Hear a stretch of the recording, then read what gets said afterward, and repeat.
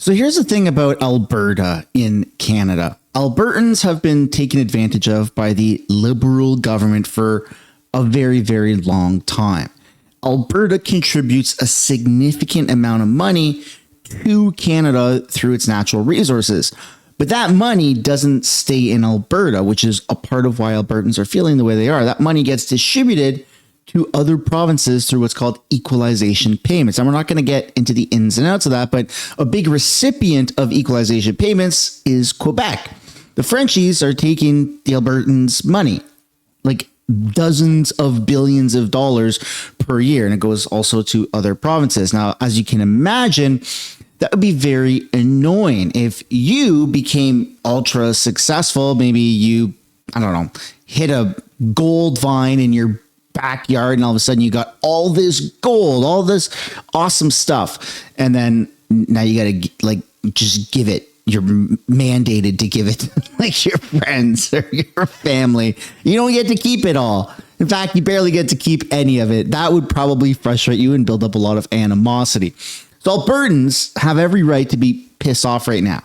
So what's going on today is there's more promises, but instead of it being from the Liberal government, it's actually coming from Conservatives who don't really have the power to change it. Like the federal Conservatives are promising to give Albertans a better life, which they can't do because they're not in government. They're the opposition. The provincial Conservatives, Danielle Smith, is trying to promise the same thing. But as we just saw with this new, not even a signed deal for the pipeline, it's a letter of intent to do certain things to get the pipeline built. It's pissing off a lot of people. Now, don't get me wrong. There are some good things with this MOU in the pipeline, such as no emissions cap. Canada has the ability to basically barrel up over 1 million barrels of oil per day, but we don't because the Liberal government's like, yeah, we're just going to cap it at like 700,000 because environmentally friendly activists are putting pressure on us and we have to do something. Then there's also a tanker ban on the west coast of British Columbia where oil would be able to go up the west coast of BC, and they weren't able to do that. But this MOU would remove the tanker ban and remove how many barrels of oil per day Canada can actually do, which we're basically handicapping ourselves right now. So there are some good things in this MOU. That's undeniable. Plus the fact that like a pipeline would just be built and Canada can now pump out way more oil and gas, increase our revenues. That's phenomenal. But there's also bad things. And one, per instance, is the carbon tax, which is a price on carbon emissions. And that is increasing. Not once, not twice, not by 3 times, not by 4 times, not by 5 times, by 6 friggin' times. And the leader of Alberta, Danielle Smith, is like, yeah, that's a good compromise, which to all, like that's how she feels. Maybe it is a good compromise, or maybe it's not. And the people of Alberta think that it's not, specifically at a conservative convention that's happening right now this weekend. The Alberta UCP is having their annual general meeting, and wow, people are starting to turn. People are cheering on the fact that Alberta is moving in a direction, but people are also starting to turn on the fact that it's Albertans still having to make sacrifices for Ottawa, and that's where so much animosity and hatred really stems from. Alberta wants to function for the best interests of Albertans. People that are growing up in Alberta don't want their kids, don't want their grandkids, don't want future generations to have this insane amount of debt and be tied at the hip and basically be Ottawa's bitch. And right now, Alberta kind of is Ottawa's bitch, and they're trying to break free from those shackles, rightfully so. So we're going to take a look at a series of events that's happened in the past 24 hours at the Alberta UCP AGM event because it's a little shocking. All I ask in return is for you guys to hit the like button and subscribe to the channel. Also, this is good or bad news depending how you really look at it. If you're pro Alberta separation or you're just pro like Canada kind of falling apart and maybe becoming acquired by America to some degree, then this goes to show you that it's kind of happening. Like it really kind of is happening. Like no matter how much people try to emphasize that the Alberta separation is either small or not big enough, they literally booed, like the entire AGM facility booed their leader for hinting that Alberta should be a part of a united Canada. So that speaks volume, I would say. These Albertans are mothers and fathers and young people working so hard to put food on the table, to pay for hockey and soccer fees, and to save for the down payment on their first home. These are also small business owners that too often have found themselves as well in their business working very hard to build due to a regulatory environment that has made it almost impossible for them to succeed. And more broadly, the last 10 years have left hundreds of thousands of Albertans skeptical and oftentimes questioning the long-term viability of our nation as we watched its deliberate phase-out of our province's most valuable asset, leaving it trapped and wasted in the vast oil sands of northern Alberta, and with it, innumerable lost investment opportunities and tens of thousands of lost jobs. So when Danielle Smith talks like this is from a couple of days ago, that really rallies the troops in Alberta. Heck yeah, we agree with you, Danielle. That's phenomenal. Where she starts to lose people is this clip right here. Now, this next one is actually from the AGM. Let's have a look. How many of all of us favor a free and independent Alberta? And this right here, this is the leader, the man who's basically organizing Alberta independence and separation, or the referendum process. Now, people at an annual general meeting get to go up and ask questions, I think usually with a 30 or 60 second shot clock. That's what he asked, and the crowd roared.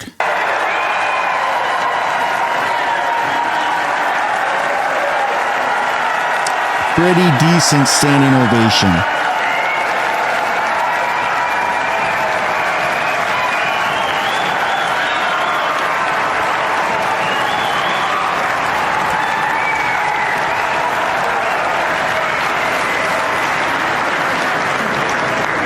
And then they cut his microphone because he went past the allotted time. This isn't anything new. This isn't like, don't think that this was an attack on him.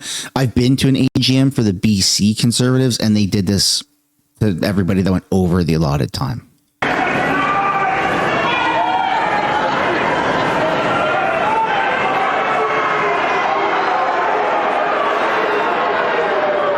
cut the mic. I support an independent Alberta within a united Canada. Ooh, that's the part where Danielle Smith starts to really lose her own audience, her own supporters. And that's the thing that people don't understand.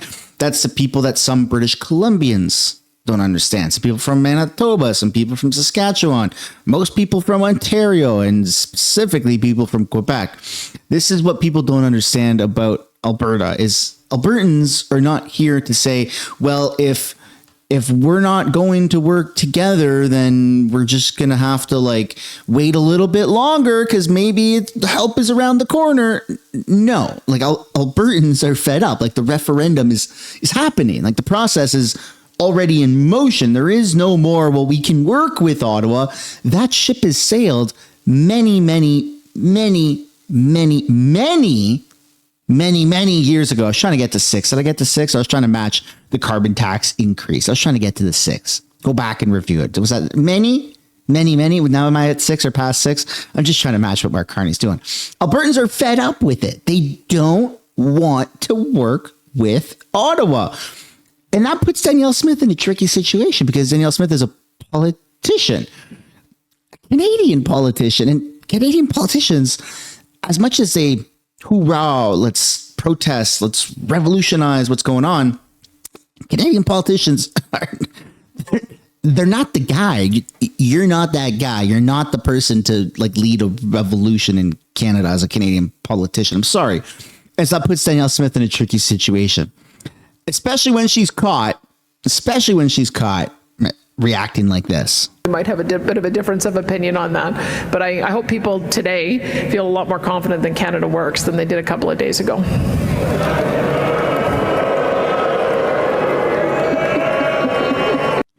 Oh man, oh man. And don't take this video the wrong way. This isn't me going after Danielle Smith. This isn't me trying to persuade anyone's confidence in Danielle Smith. I genuinely liked Danielle Smith. I probably still do.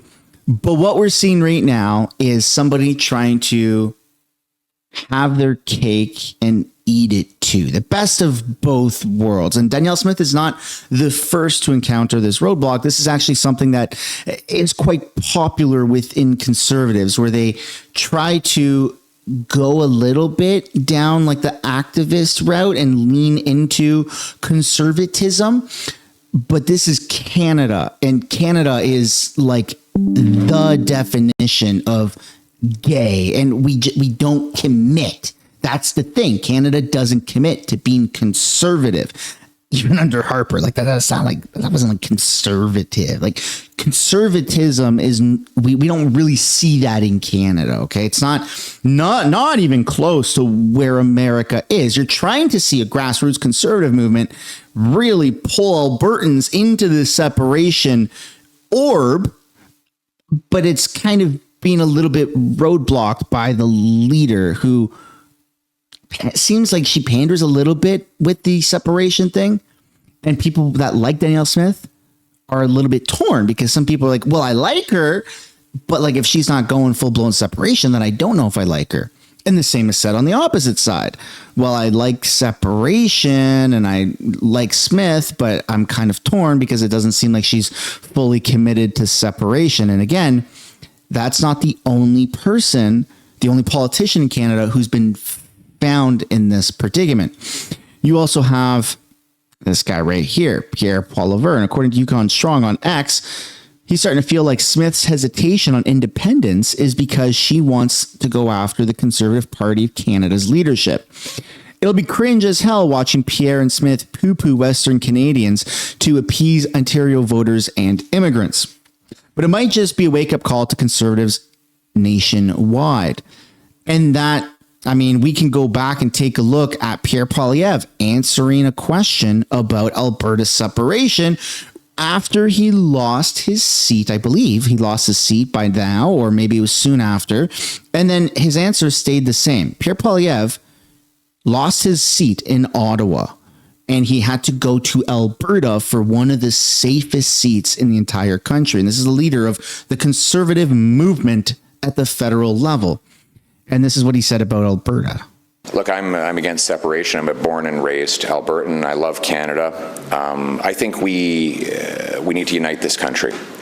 Albertans have a lot of legitimate grievances. I mean, let's be blunt. They're in Canada's biggest industry, which happens to largely be situated in Alberta, has been under attack for the last decade.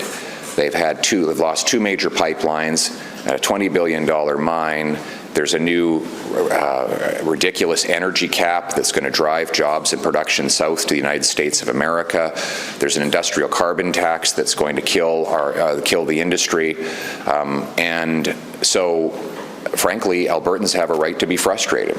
And I think the message to the government in Ottawa, the Liberal government, is you can't tell Alberta to just pay up and shut up. Albertans want to be part of a united Canada, but they deserve to be treated with respect, and they deserve to be honored for the immense contribution that they make to this country. And I will be a unifier who works to bring all Albertans to a place where they feel that they are respected and honored in our wonderful country. You know, the funny thing about this is that other conservatives have also claimed to be the unifier for Alberta, and it's never worked. It's never worked. Alberta, the only way for Albertans to be satisfied and happy is to remove themselves completely from Ottawa, from equalization, and to be their own independent sovereign nation, the Republic of Alberta.